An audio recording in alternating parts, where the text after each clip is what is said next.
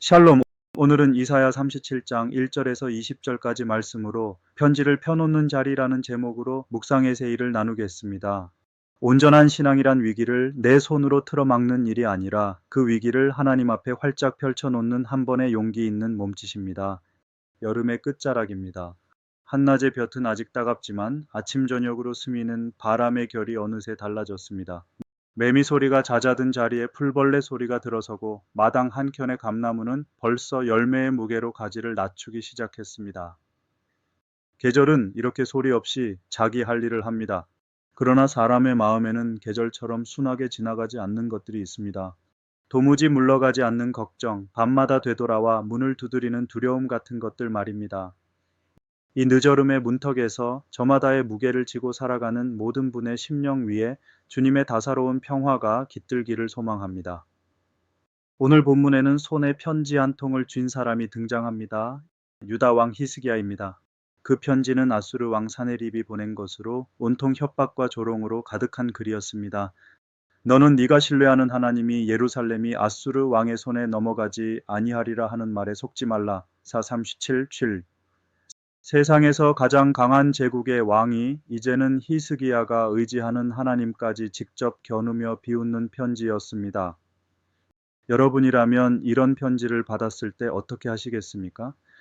찢어버리거나 밤새 곱씹으며 분을 사기거나 아니면 서둘러 답장을 쓰려 하지 않겠습니까? 이 이야기의 역사적 배경을 잠시 짚어보면 그 위기의 무게가 실감납니다. 때는 주전 71년 아수르 왕 산헤립이 유다를 침략하여 예루살렘을 제외한 견고한 성읍들을 거의 다 함락시킨 뒤였습니다.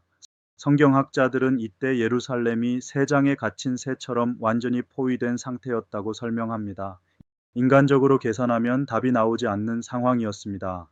성벽 하나에 목숨을 건 작은 도성과 온 세계를 무릎 꿇린 대제국, 그 사이에 히스기야가 있었습니다.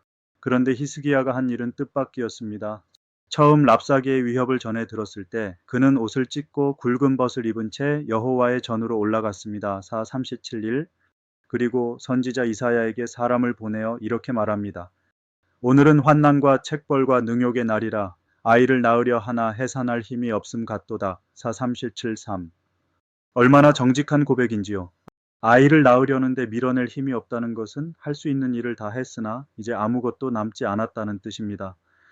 그러나 이 고백은 주저앉는 자의 한탄이 아니었습니다. 힘이 다한 그 자리에서 그는 손을 놓은 것이 아니라 손을 들었습니다. 도움을 찾을 수 없는 자의 부르짖음에 응답하시는 하나님을 알았기에 그는 자기 무능의 밑바닥을 그대로 하나님께 내어놓았습니다. 히스기야의 기도에는 우리가 배워야 할 낮은 어법이 하나 있습니다. 그는 이사야에게 당신의 하나님 여호와께서 혹시 그 말로 말미암아 견책하실까 하노라 4:37-4라고 전합니다. 바로 그 혹시라는 말입니다. 이것은 믿음이 약해서 나온 말이 아닙니다. 오히려 내 기도가 하나님의 팔을 비틀어 원하는 결과를 뽑아낼 수 없음을 아는 성숙한 신뢰의 언어입니다.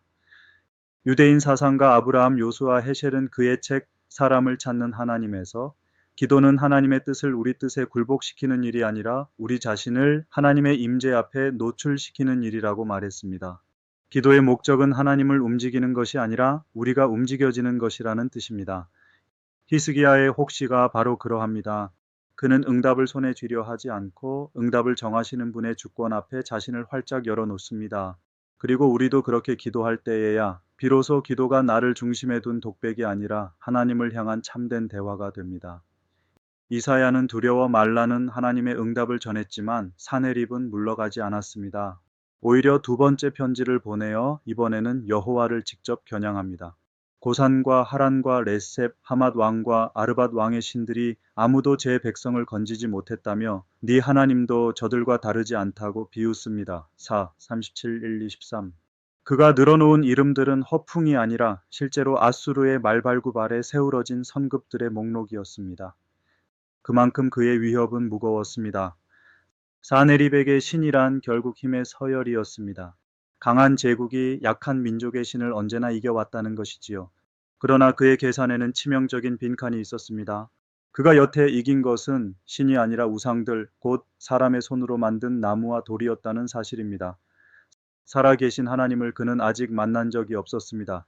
세상의 조롱이 아무리 많은 이름을 늘어놓아도 그 목록 어디에도 우리 하나님의 자리는 없습니다. 바로 이 대목에서 오늘 본문의 가장 아름다운 장면이 펼쳐집니다. 히스기야는 그 협박의 편지를 손에 받아 다시 여호와의 전에 올라가 그 글을 여호와 앞에 펴놓았습니다. 4:37-14. 얼마나 인상적인 몸짓인지요.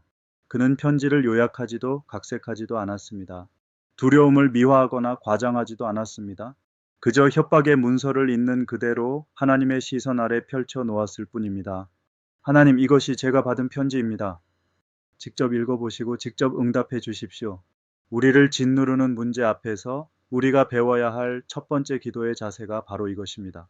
감추지도 부풀리지도 않고 있는 그대로 하나님 앞에 펴놓는 것. 그리고 이어지는 그의 기도가 놀랍습니다. 그는 성전 지성소의 그룹 사이에 계신 하나님을 부르면서 동시에 주는 천하 만국의 유일하신 하나님이시라 주께서 천지를 만드셨나이다. 4:37-16라고 고백합니다.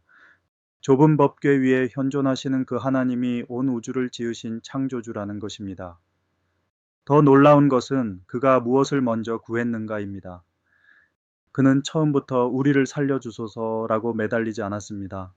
먼저 사내립이 살아계신 하나님을 조롱했음을 아뢰고 그 조롱을 하나님과 맞대면시킵니다. 그리고 기도의 절정에서 그가 구한 것은 자기 목숨의 안전이 아니라 하나님의 영광이었습니다. 천하 만국이 주만이 여호와이신 줄을 알게 하옵소서. 4:37-20. 내 구원조차 하나님의 이름을 위한 것이 되게 해달라는 이 기도가 성경이 가르치는 가장 높은 기도입니다. 오늘 우리에게도 협박의 편지 같은 소식이 배달됩니다. 병원의 진단서 한 장, 통장에 찍힌 붉은 숫자, 관계의 끝을 알리는 차가운 문자 한 통. 우리는 그것을 서랍 깊이 감추거나 혼자 밤새 곱씹으며 마음의 병을 키우곤 합니다. 그러나 히스기야는 다른 길을 보여줍니다. 그 편지를 하나님 앞에 펴놓으라는 것입니다. 우리 시대의 신앙은 종종 문제를 빨리 없애는 능력으로 신앙을 재려합니다. 그러나 정작 하나님은 우리가 위기를 통과하는 동안 우리와 깊어지기를 원하십니다. 문제의 해결보다 먼저 문제를 가지고 나아가는 그 발걸음, 두려움을 정직하게 펼쳐놓는 그 몸짓 속에서 우리는 이미 살아계신 하나님을 만나게 됩니다. 그러니 사랑하는 여러분, 오늘 손에 쥔 편지가 무엇입니까? 그것을 홀로 견디지 마시고 성전으로 올라가는 히스기야처럼 주님 앞에 펴놓으시기 바랍니다.